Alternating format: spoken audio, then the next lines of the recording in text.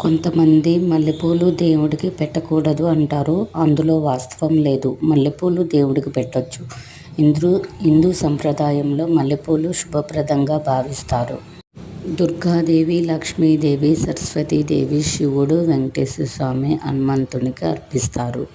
కొన్ని ప్రాంతాలలో వయోజనులు చెప్పడం వలన అలా పెట్టకూడదు అని అంటారు. స్త్రీలు అలంకారానికి మాత్రమే భావిస్తారు. శివునికి బిల్వపత్రం ప్రాధాన్యం ఎక్కువ. మల్లెపూలు ఆకర్షణీయంగా భోగవాసనను కలిగి ఉంటాయి కనుక పెట్టరు అంటారు. అది ఖచ్చితమేమీ కాదు. శ్రద్ధగా భక్తితో సమర్పిస్తే శివుడు తిరస్కరించడు.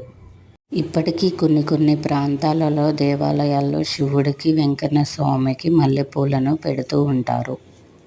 మల్లెపూల వాసన శృంగార రసంతో చెందిందిగా భావించి శివుడు వైరాగ్యమూర్తి కావడం వల్ల మల్లెపూలను ఆయనకు వేయరు.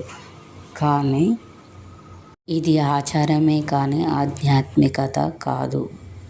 శివుడికి బిల్వపత్రంతో మల్లెపూలు వేస్తే తప్పు కాదు.